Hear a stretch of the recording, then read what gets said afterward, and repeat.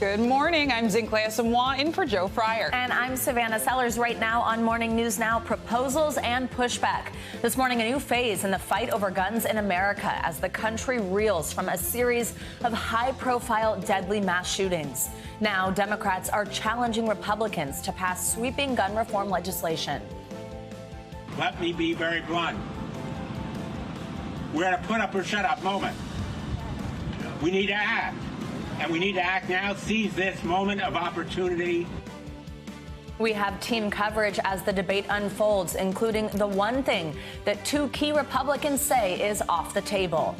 Gassed, more pain at the pump with no relief in sight. This morning, 10 states now averaging almost $5 a gallon, fueling frustration for drivers and new fears of a recession. How the rising prices are forcing some Americans to shift gears.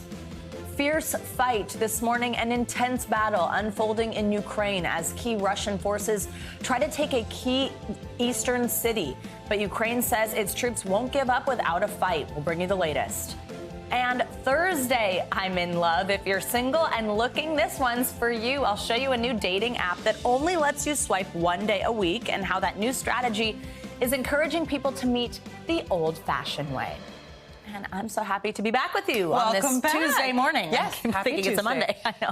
Not quite a Monday. That's good news for all of us. Yeah, it's great to be back with you at home. Good to be with you today. We begin with the latest on gun violence in America. Americans are demanding action from federal lawmakers amid bipartisan talks on Capitol Hill. That's right. Yesterday, in a rally outside the Capitol building, students wore bulletproof vests and called for change. Their message: don't look away from the problem of gun violence. The country is not going to accept nothing as the answer, as has been the answer, shooting after shooting. This country can't look away from what you have to go through as kids. This country cannot look away as our schools and our neighborhoods become killing fields. This just as two arrests have now been made following the mass shooting in Philadelphia over the weekend. 3 people were killed and 11 others hurt in the shooting on the city's popular South Street entertainment district. And that was one of 13, yes, 13 mass shootings that claimed 17 lives over the weekend, according to the Gun Violence Archive, which defines a mass shooting as an incident in which 4 or more people are shot or killed, not including the shooter. And as political debate over gun reform rages on in the country, it's worth noting these shootings happened in both red and blue states. To get more on this, we have team coverage with NBC News reporter Julie Sirkin with the latest on gun reform efforts in D.C. But we start with NBC News correspondent Guad Venanguez in Uvalde, Texas. Good morning, Guad. Homeland Security Secretary Alejandro Mayorkas spent yesterday in Uvalde. You're there. What did he say about his visit? Sinclair, good morning. He was here, but he did not speak. He came to the memorial outside of Robb Elementary with a lot of security, got off of one of these vehicles, didn't say a word. He was carrying flowers and made his way through the memorial. He slowly walked around. It was just a few minutes. You can see the video that we recorded of him. Now, this was not announced. We knew he was in town. We didn't know when he was going to come by. And the only person that we saw him speak to was State Senator Roland Gutierrez, who briefly talked to him before he got in one of these vehicles and left. Now, the state senator told us that it was a very informal conversation where the secretary said he would offer his support as this investigation here in Uvalde continues, Sinclair. An understandably somber tone, Guad. And since this massacre, there have been more than 30 mass shootings in America. And that, of course, has prompted many people to speak out, including actor and Uvalde native Matthew McConaughey. He went to meet with congressional lawmakers, and he actually wrote an op-ed in the Austin American-Statesman. And he said this. He said, there is a difference between control and responsibility. The first is a mandate that can infringe on our right. The second is a duty that will preserve it. There is no constitutional barrier to gun responsibility. Exactly what kind of change is this actor calling for? Sinclair, it's interesting to see how careful Matthew McConaughey was with his words, the way he expressed these opinions. And, you know, who better than Matthew McConaughey, who's like the face of Texas, who represents Texans. He's originally from Uvalde. So when he wrote this, he was very careful to make a difference and say he wasn't calling for gun control. He was calling for gun responsibility. So it's interesting because the four things that he proposes are also things that people have been talking about. We had a panel a few days ago where I spoke to members of the community, and these are the same things that Matthew McConaughey is proposing. He's asking for a 30-day waiting period. He's asking for background checks. He's asking for the one thing that everyone here keeps bringing up, and that's making it 21 years old, making the age to be able to purchase an assault rifle 21 years old and not 18 years old. This is the one thing that people keep telling me about. And he also brought up the idea of having red flag laws in the state. These are the four things that Matthew McConaughey is proposing could be implemented. And again, he's very careful to say that people can own weapons, and that's why he calls this gun responsibility and not gun control. So it's changing the way laws allow people to buy guns and what guns are purchased, not so much restricting the purchase of guns or keeping guns away from people, right? Because it's the Second Amendment controversy that really gets people upset in places like Texas, where a lot of people have guns. So again, Matthew McConaughey calling for gun responsibility. A lot of calls for gun reform with careful language, given a lot of the mass shootings. Squad Van Angus, thank you so much. Let's now stay on the push for gun reform and be joined by NBC News reporter Julie Sirkin. Julie, good morning. Good to have you with us. So let's start with the negotiations on Capitol Hill. We know that a ban on assault weapons is off the table. So are universal background checks. So what is still on the table?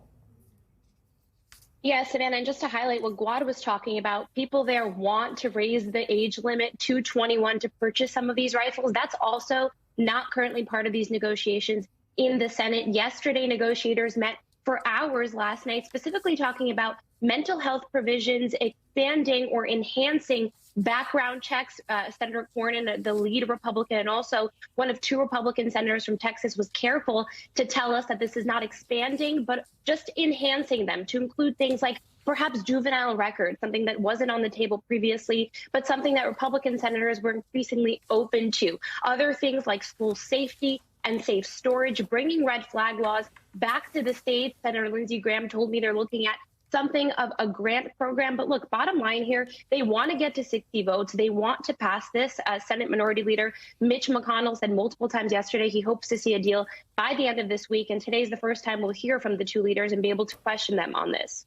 Yeah, so Julie, you mentioned those 60 votes. If they can't get 10 GOP votes to overcome a Republican filibuster, I mean, this goes nowhere. Do they think they'll have those votes this time? And which senator's vote could be the tipping point?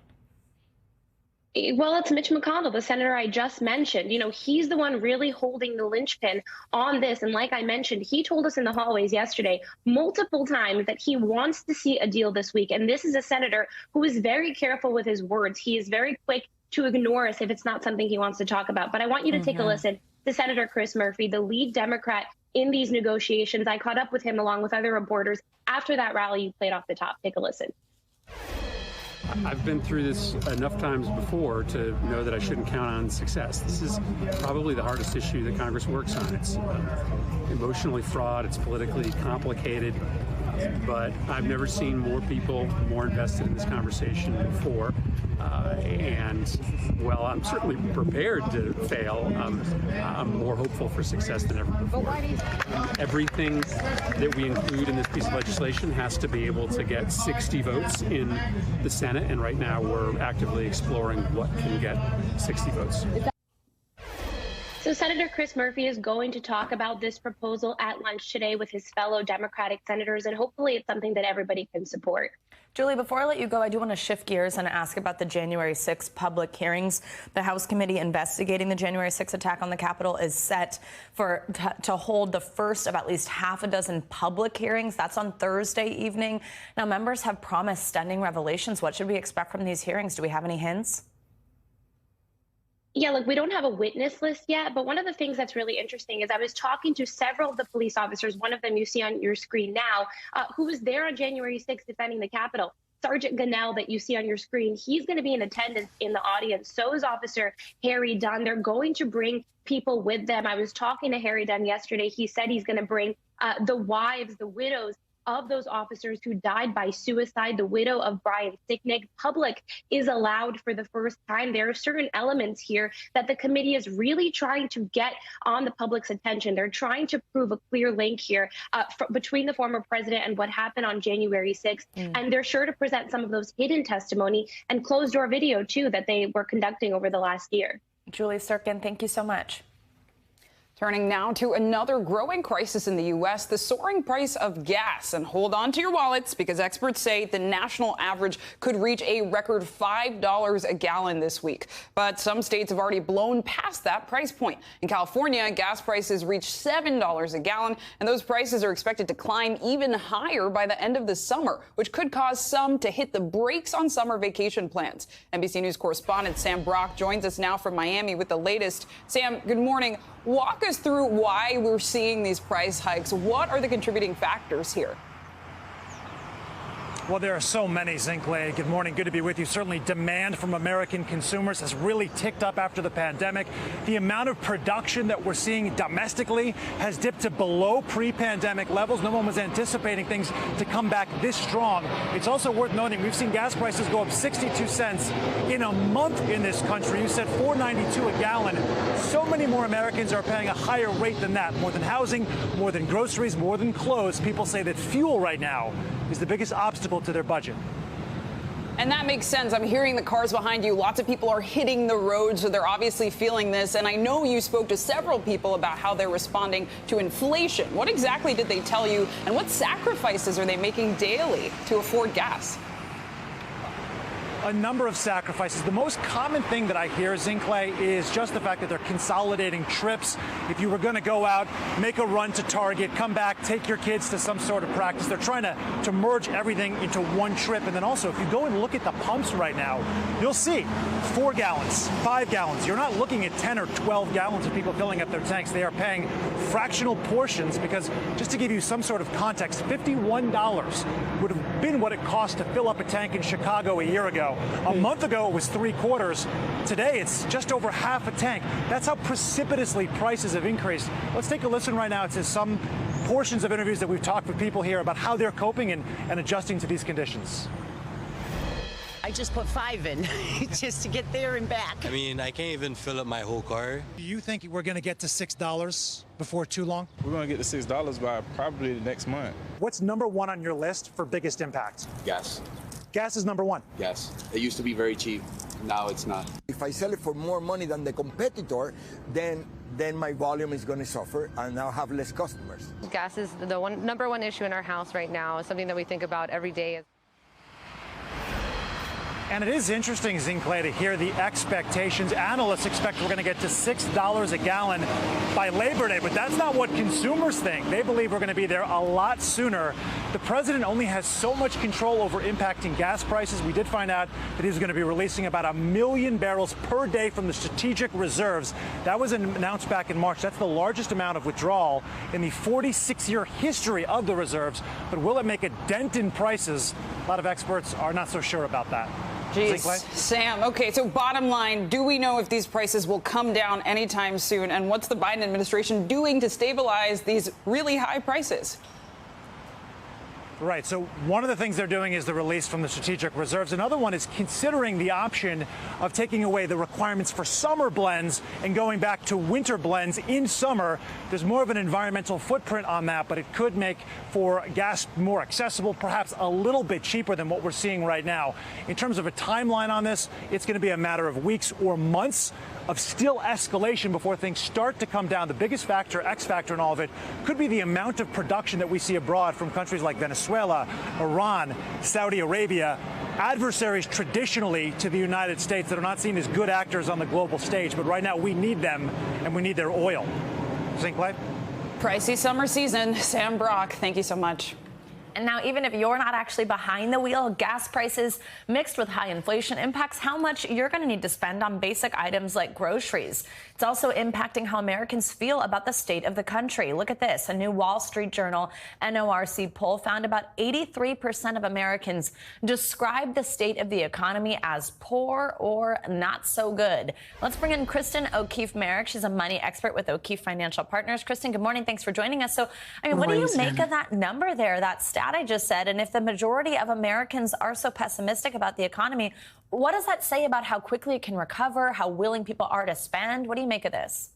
The interesting thing I think about inflation is that it's the first time in probably, well, particularly in my lifetime, anyone who's probably below the age of 50 has ever actually felt real inflation. And anyone above the age of 50 has probably forgotten what inflation actually feels like. Inflation is painful and it really hurts. And so when you're trying to go and fill up your car and it costs $100, that's the first thing that you think of. You're like, ooh, this economy is in trouble because I have to pay more at the pump. Is that actually true? I'm not sure. Is the economy actually in trouble? You have to look at other factors if you want to think about bigger picture.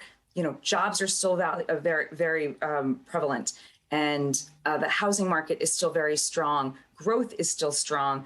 But this particular gas issue, in the context of core inflation, which is about 7%, meaning all the things in American life have gone up about 7%, gas has gone up 48%. Ooh, yeah. No, I know. Right? I mean, look at these That prices hurts. here that we're seeing at gas stations. It's just crazy. Some of them up to $7. I also want to ask you about another stat from that poll. It also found that more than a third of Americans said they're not satisfied at all with their financial situation. Now, with the cost of living climbing, gas up as much as you just said, 7% on everything else, what's your advice to people who are struggling to make ends meet? Well, it's interesting what he said earlier about trying to think about ways to consolidate your trips. You know, I drove by a gas station yesterday and it was $5.55 for a gallon of regular, and down the street it was $4.85. So somebody's price gouging. But the point is, you need to be thoughtful about where you're buying your gas. You need to be thoughtful about where you're going. You know, this is the summer season. Everybody's taking road trips. If you have two cars, do you take the one with the better gas mileage? Turn your car off when you're idling. There's things like that about energy consumption that we haven't really had to think about in years past, that we really need to start thinking about changing the patterns of behavior so that we can be more thoughtful, bigger picture about our consumption. And that goes for food as well. Food inflation is really prevalent and really painful at the moment. So you have to be thoughtful about, do you buy in bulk? Perhaps you wait and you buy things as you need them, as opposed to going to the big box stores and spending, 3 times as much to buy all the things you need for the next 3 months. Just buy what you need a bit at a time, and hopefully inflation will start to correct itself into the fall. That's a really good point. If it's going to get cheaper later, a reason to not buy bulk there. Now, Kristen, quickly, what do you think needs to be done at the federal level to improve the overall health of the economy and really consumer confidence? Yeah, the federal level is tricky because you can't just flip a switch and start pumping gas all over the country. What happened was, during the pandemic, they shut down so much of the gas production in the country, and putting it back on is difficult. You need to hire people. You need to fix equipment. You need to buy equipment. So it's not just an easy fix to flip the switch. I mean, Biden's trying with this release of the emergency reserve, but it's going to take some time. And unfortunately, people don't want to wait, and people don't want to hear that. Nobody likes to be told you have to wait in order for things to get better. It's not the American way. Absolutely. All right. Kristen O'Keefe-Merrick, thank you so much. Some good advice in there, too. We appreciate it. Thank you. Now to California, where leaders from across the Western Hemisphere are in Los Angeles this morning for the Summit of the Americas. It's the first time the U.S. has hosted the event since 1994, and the focus is expected to be on the regional economy, climate, and migration. But there is some controversy. The Biden administration did not invite the leaders of Cuba, Nicaragua, and Venezuela, resulting in some high-profile snubs that threaten to undermine the summit's goals before it even gets underway. NBC News White House correspondent Carol Lee joins us now to talk about this and more. Good morning, Carol. Let's start with that controversy. This summit is seen as a big test for U.S. influence in the region, and it has not been easy for the White House to get everyone on board. So who is planning to attend and who is not? That's a great question. And the fact that it's hanging over this summit really tells you everything you need to know about the planning that went into this and all the drama. Look, the White House says that 23 heads of state will ultimately attend the summit. As you mentioned, Zinclay, the Cuba, Nicaragua, they're not attending, and Venezuela. And what the White House is saying is that that's not going to impede the goals that they have for this summit. So they're saying a number of heads of state will attend. Mexico is boycotting, but the president of Mexico is going to come to Washington next month and meet with President Biden at the White House. So they feel like that's kind of offsets whatever downside there may be to that the president of Mexico not attending. But still, it's a pretty significant thing given the closeness of the U.S. and Mexico and the relationship there. And the goals that the administration is trying to achieve with this summit are critical to having countries like Mexico at the table. The foreign minister of Mexico will be there, but not the head of state. And Carol, we haven't seen this summit since 1994. It's 2022. So walk us through the main goals of the summit now. What does Biden hope to deliver? Well, there's always an economic component to this summit, but for this one, it's really focused on migration. There's a huge problem at the southern border, and the administration is trying to get ahead of that. They're talking about dealing with the root causes of migration. That's why you've seen Vice President Harris playing a very significant role in this summit. She's already had a number of meetings, and what the administration is saying is that they're trying to achieve this sort of pact among the nation, among the countries to deal with migration. And their argument is that that will not be affected by those who are not at this summit. Now, that's real. It raises a lot of questions about how that's actually the case. Cuba, for instance, we've seen a number of migrants increase from Cuba. So there are issues that need to be dealt with individuals and countries who are not at the table. The administration, though, says that's not going to hurt this. They expect to have some significant announcements and to get signatories onto this pact, even if not everybody's at the table. And while you're talking about significant announcements, I want to quickly, while we have you, talk about the fact that Biden is expected to sign 9 bipartisan bills today, focusing on veterans' health. What more can you tell us about those? Yeah, these are focused on healthcare largely. So increasing the healthcare access for a number of veterans, specifically things like mammograms and breast cancer screening for individuals, veterans who have been exposed potentially to toxic substances. So this is something that is very close to President Biden's heart. He often talks about how his late son, Beau, served overseas and was exposed to burn pits. So this is something I think you can expect the president to add a lot of his personal feelings about when he held this ceremony. And this is something that in a rare moment, Zinclay, of bipartisanship in Washington, those 9 bills that the president will sign today. Bipartisanship. We love to see it. Carol, thank you so much.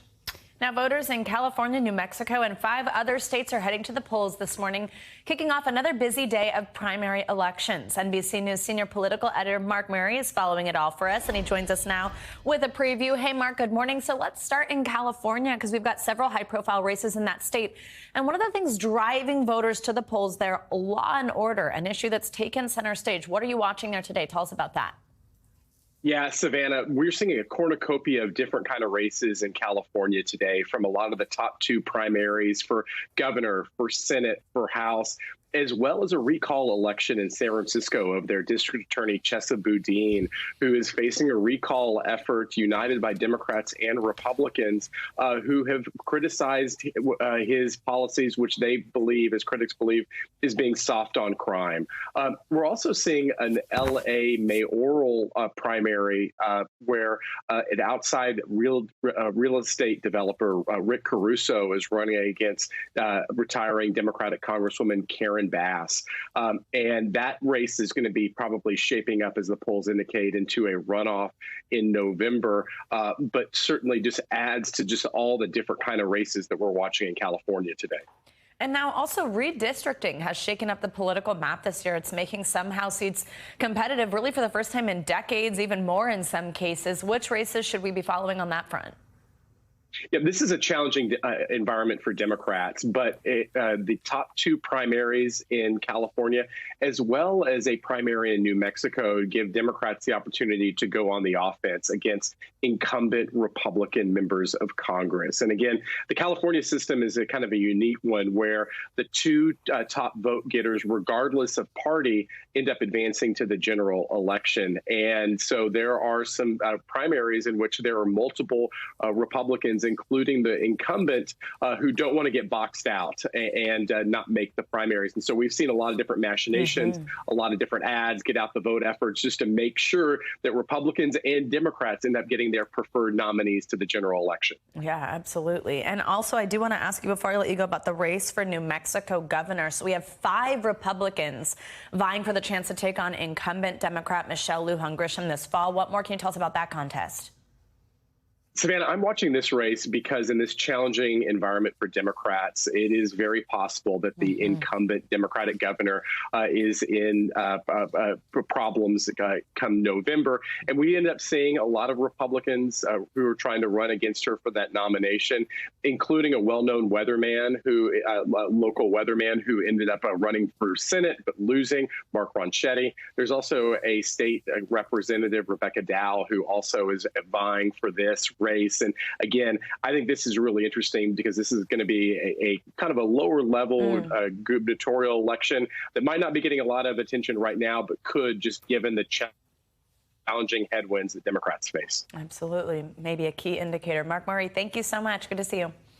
Now let's get a check at your morning news now weather. Michelle Grossman is with us in studio. Hi, Michelle. Good morning. Good morning. Welcome back. Thank you. Thank you so much. I did. I know. I saw all the crazy to be pictures. back. Oh, it looked amazing. Vacation. It was wonderful. Yes. Vacation is always yeah, exactly. Right. Yeah. All right. We need Especially to talk after about the last 2 years. Yeah, exactly. Yeah. Right.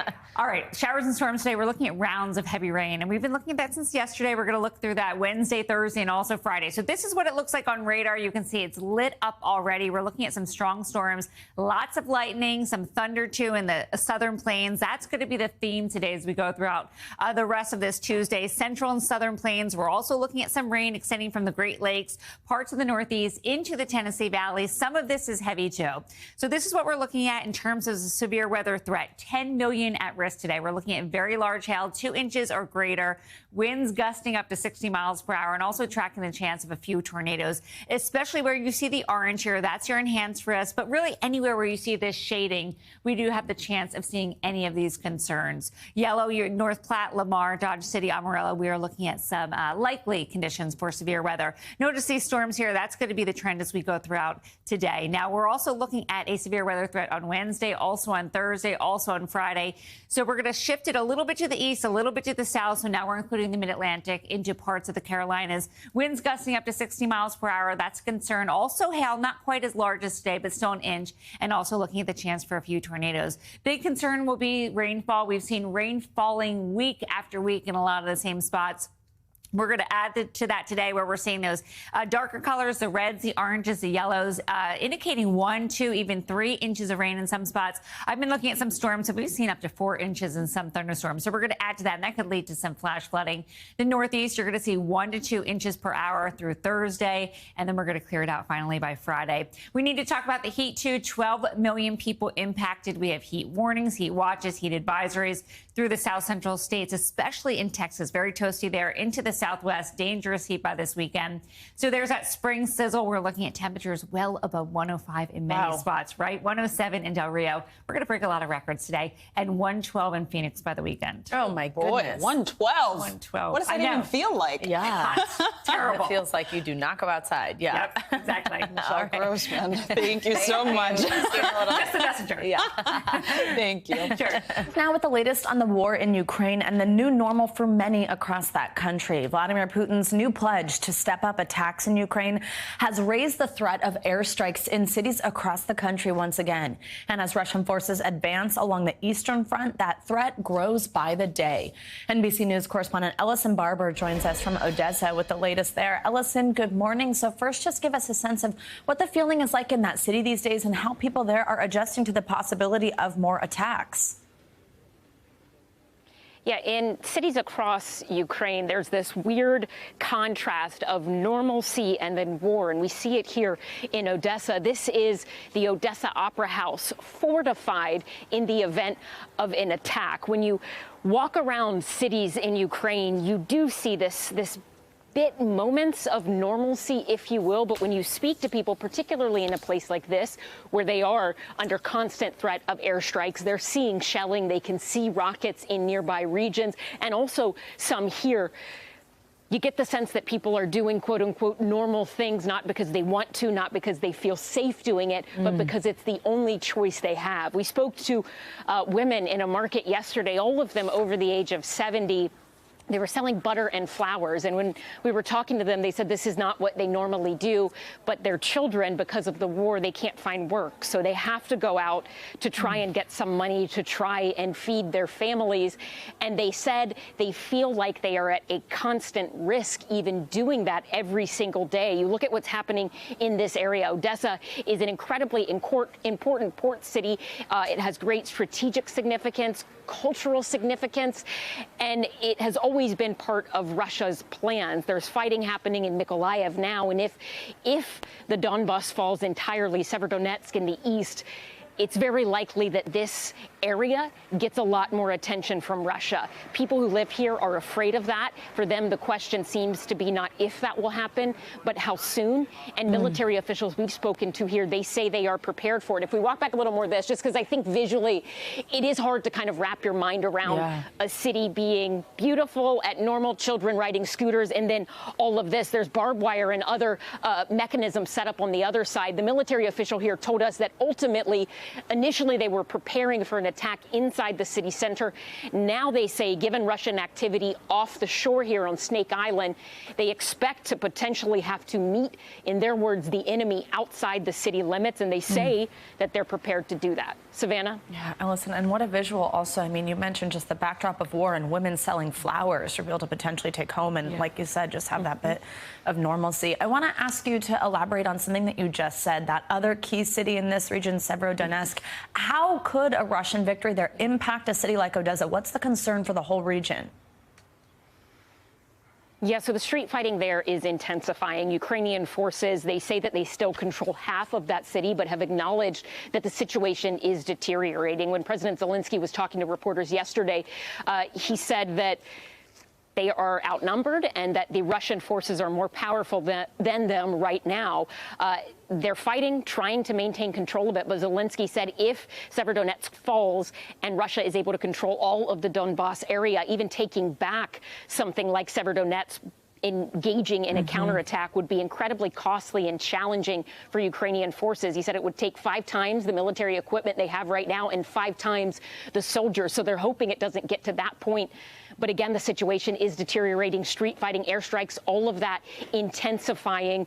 If that were to fall, then you potentially have a situation where Russia, once they control the Donbas, can look more towards the south where we are, and their ultimate goal of controlling all of the seaport area here. There's heavy fighting in a port nearby Mykolaiv. Here you have Russian forces on Snake Island strengthening their hold there, making it impossible for millions of tons of grains to leave this area. And now you have the U.S. saying that they have evidence that Russia is selling grain stolen from Ukraine. Wow. Savannah? Yeah, and that's a concern not just for Ukraine, but for the whole region. Allison, thank you so much. Stay safe. Right. Let's stay in Ukraine and bring in Lieutenant General Steph Twitty, the former deputy commander of the United States European Command. Lieutenant General, good morning. General, good morning. Excuse me. What do you make of the situation in Severodonetsk, which has seen some of the most intense fighting of the war in recent weeks? What could happen to the east front of the war if the city was to fall to Russian control? Yeah, good morning, and good to be with you this morning. A couple of points. Number one, you have the Luhansk Oblast and you have the Donetsk Oblast. Severodonetsk is in the Luhansk Oblast. If Severodonetsk falls, that means that the Russians would pretty much own the Luhansk Oblast. Part of the Donbass, you still have Donetsk. And so there's a lot of fighting that still needs to occur in the Donbass. But it would be a significant victory if the Russians take Severodonetsk, because if you remember, they want the entire east, the Donbass, and they want the South. And just as your reporter said, if Donbass fall, then they'll start looking towards Odessa and perhaps start to attack Odessa. And Lieutenant General, we also know that President Zelensky visited soldiers in the Eastern Front over the weekend, and this is a very big deal, given that Zelensky is the commander-in-chief. He's a major Russian target. So walk us through the significance of a visit like this, especially as the fighting continues across the area. Yeah, so a couple of points here. Number one, it's a huge morale booster whenever you have your commander-in-chief comes to the front line and visit troops. But more importantly, it allows the commander-in-chief to get a firsthand assessment of the battle, not hear it from his higher up, but hear it from his commanders on the ground and see what they're going through, see what kind of equipment they need, and so forth. So well done for his courage in going to the front lines to make an assessment there. Morale boost definitely needed given what's going on right now. And Lieutenant General, we're also getting word this morning that Russia is placing new sanctions on several U.S. officials, which will ban them from entering Russia. Do you think this signals a further breakdown of our diplomatic relations with Russia, especially after President Biden agreed to send those long-range missiles to Ukraine, which we know Putin was not too pleased about? Absolutely. But what I will tell you is I don't think anyone from the U.S. plans on vacation in Russia or going to visit Russia anyway. So I think it will have little impact there. On the diplomatic front, we do need to increase the efforts to get the diplomatic front going here. You know, negotiations are pretty much stalled. So we need someone to lead in this effort because militarily, this war is not going to be won by boots on the ground. It's going to take the diplomatic effort to cease this war and get things moving forward here. Important insights. Lieutenant General Steph Twitty, thank you so much. We're continuing to look at the impact of school shootings and potential concerns about the effects of shooting drills in the classroom. Yeah, plus it's June, which means Pride Month has officially begun. But experts say mental health among LGBTQI plus teens is getting worse. We have more on how to provide a support system for these teens and young adults. Let's bring in Sherry Botwin for more. She's a trauma therapist and the author of Thriving After Trauma, Stories of Living and Healing. Sherry, good morning. We appreciate you joining us today. So we first want to talk about this focus on gun control and how this is impacting school children in the U.S. And we want to talk about those school shooting lockdown drills kids participate in. I mean, when I was in school, this is not something we went through. How do these drills impact children? I mean, is there a way to talk to kids and to prepare them for the worst without making them fearful? So I think on the one hand, knowing what to do, God forbid there was something like that going on in the school, knowing what the procedures and the protocols are can be very helpful for some children. But from what I'm hearing, especially last week, there were many lockdown drills and teachers were calling me and saying, when we got back to the classroom, we were not doing school. We were talking about what to do if somebody comes into our classroom, how to protect ourselves and those around us. So I think it's a mixed bag. Good to prepare, but I think can be very stressful. The schools need to be able to provide support and they need to have a conversation with both staff and students so that they can talk about not just the plan, but what they feel about all this. Absolutely. And I know June has brought grief, right, because of these mass shootings, but also celebration because of Pride Month, which can actually be difficult, though, for many kids who are struggling with their identity, either at home or in school. So how important is it for these LGBTQIA kids to have a support system? And what can parents do to make sure their child's mental health isn't taking a plunge? So I feel like that's such a great question. It's the most important question. The idea that somebody who's coming out has the support, especially of their family, that's crucial. The kids that struggle the most are not the ones whose friends say, I don't understand, why are you doing this? It's when they come from families where they're told, you can't be like this, we don't believe you. When you come from families where there's no support, support is critical. And I think that makes the biggest difference, especially with the kids who come out and then become suicidal. They're telling me the reason they don't want to be here anymore, it's not because of their gender. It's because they feel like they're being banished from their families for just trying to be themselves. Absolutely, which is just heartbreaking. Finally, we do want to ask you about a story we teased. So you've heard of Hot Girl Summer. It's a TikTok trend. It's asking everyone to take a hot girl walk. The idea is to take some time to get a fitness break, but also celebrate accomplishments, get some self-love in there. Explain this walk to us. How does one take a hot girl walk? And are there actual health benefits to doing this? Can this boost self-esteem? Absolutely. Getting out and walking in and of itself is so helpful for people. Just being outside, listening to the birds, feeling the sun. The idea of this hot girl walk, it's really about taking the time to take inventory on what is it that I've done today that makes me proud? What are the things in my life that I love?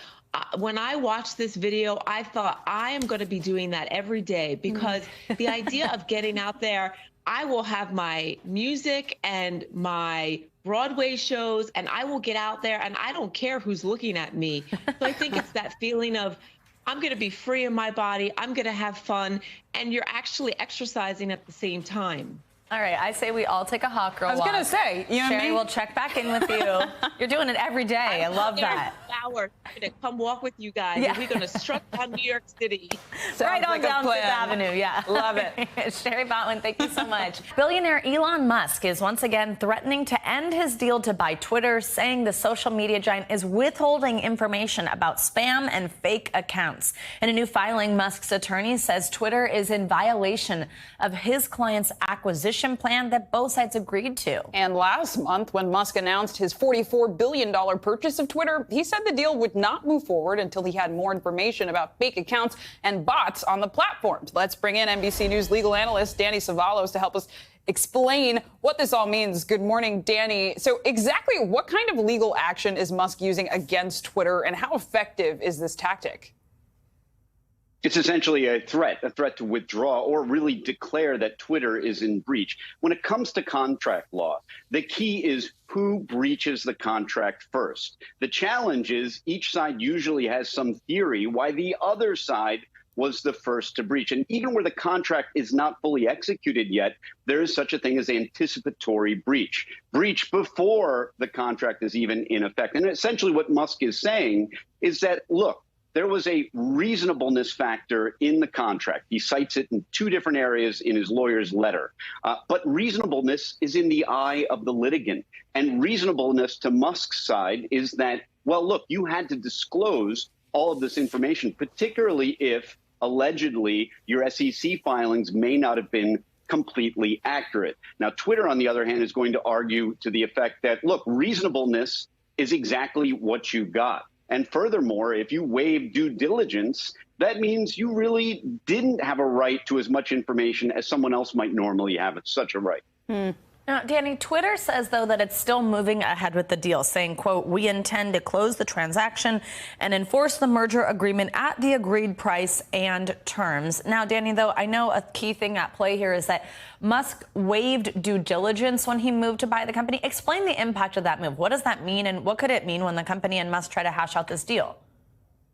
Contractually, really, this can be boiled down to these are $2 billion gunslingers staring each other down in a dusty Western town street because each of them is saying, this is what's going to happen. You're going to give me that stuff, that information, or I'm not going through with the deal. And essentially, Twitter is saying, la, la, la, we don't hear you. We're moving forward with the deal. And if you don't show up on that day, then you're the first to breach. As in the gunslinger analogy, it's who pulls their firearm first. But in this case, under contract law, the party who breaches first loses everything. So as you can see, these are each side's framing their argument that, look at him, he's breaching first. And of course, the other side's going to say, no, no, no, no, you're the one in breach. And really, ultimately, they're not the ones who would decide. It would be a court. Don't you love the way he breaks it down? I love it. And to put it even deeper into context and more framing, yesterday, the Texas Attorney General announced an investigation into Twitter and its bot users, which is the exact information that Elon Musk wants, as you just broke down. And Texas officials say Twitter is misrepresenting how many accounts are fake as a way to drive up revenue.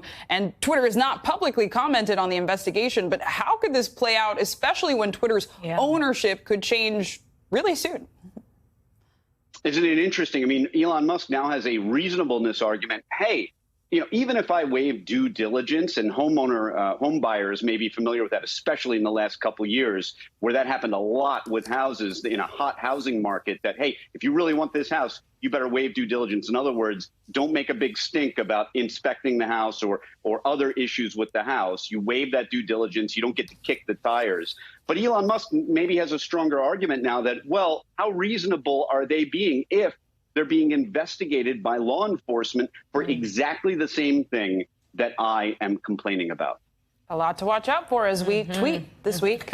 Danny Savalos, thank you so much. Thanks, Danny. Prince Harry and Meghan have released a new picture of their daughter Lilibet to celebrate her first birthday. It was taken by a friend on the grounds of their UK home, Frogmore Cottage, during their recent visit. She's wearing a blue dress and a white bow, and I can't get over this, she has her dad's hair. Of course, Lilibet is named after her great-grandmother, Queen Elizabeth, and the pair met for the first time over the weekend. And as if that's not cool enough, Savannah, in honor of Lilibet's birthday, donations to the World Central Kitchen poured in, amounting to more than $100,000. So this one-year-old is already making a huge impact. Yeah, cool. Absolutely. I was thinking that too. I was like, I don't know if we've seen that she has the red hair. So cute. I was so thrilled. I love it. We love it. Adorable. All right, thanks, Clay. Now, after a difficult couple of years for anyone who wanted to go on a date, many people now actually want to meet someone instead of engaging in small talk for weeks on apps. That's something the dating industry has noticed, with one company specializing in getting singles to meet in real life. Dating app fatigue is very real now more than ever. I have been using dating apps for about 10 years now, and I'm still single. I am tired of dating apps. I hate them so much. I have given up on them. They haven't worked well for me. It's like love is nowhere to be found. For all the lonely hearts out there, it seems like swiping on the apps isn't really helping. Dating should be fun. I like to think dating should be fun, and after a while, swiping sort of feels like a chore. Daniel's 27, single, and looking for love in New York City. So tell me about how many first dates have you been on in the last few months, year? Sadly, burning out a little bit, but in the past year, 40-ish, maybe. Date a week. I try to do date a week. What's your opinion of dating apps? I have been using them pretty much my whole adult life, but I've found over time it hasn't really worked long-term very well for me. What do you think of the idea of meeting someone in real life? It's almost mythical at this point. But tonight, he's embracing the myth. I like to go in with low expectations. If I have a few pleasant conversations, I will be happy. I'm probably gonna wear a nice cardigan and a fun button-down. Daniel's going to a singles meetup hosted by Thursday, which calls itself a single members club, not a dating app. But it was actually born out of me wanting to find a girlfriend, thinking, I'm going to make a dating app to speed up the process because I was really frustrated with the others. So we thought, what happens if we just limit this to one day of the week and it tells you who wants to go on a date that day? When you open up this app on, say, a Tuesday or a Saturday, it'll tell you to go away. But on Thursdays, matches are open and you have until midnight to decide if your match is a fit before the combo expires. I have actually found a girlfriend, yes. I have met her on Thursday, which is wonderful news. So yeah, we've been together about 5 months now. The company started hosting regular singles events in London and New York last year and plans on expanding to more cities soon. Hey guys, I'm Daniel. It's nice to meet you. It's not just Thursday. More and more dating apps are trying to break the pen pal cycle in favor of actual experiences. Match is rolling out a new feature called Meet later this summer, which will focus on in-person meetups. New dating app 4Play Social plans on launching singles events this summer too. And many singles are already doing the IRL thing themselves. And so I found a lot more success in going out to events that actually interest me. I've had way more success with old-fashioned dating techniques of meeting a cute guy at a bar. It's exactly how your parents met. We are bringing back the old school with a little bit of a helping hand of technology. I met my fiance at a bar. There's hope. There you go. That's nice. That's good. Inspiring. Now, with the Thursday app, if you figure out you have no chemistry with someone you matched with, then the benefit of a singles event is you can move on and there's little stress. That's what he said anyway. Walk away. All right. I might have to try it out. There we go. There we go. Let's get you to a Thursday event. Hot Girl Walk and Thursday app. This has been a great show. Look. Hot Girl Walk to one of those events. I love it. Well, that does it for this hour of Morning News Now. But the news continues right now. Thanks for watching our YouTube channel. Follow today's top stories and breaking news by downloading the NBC News app.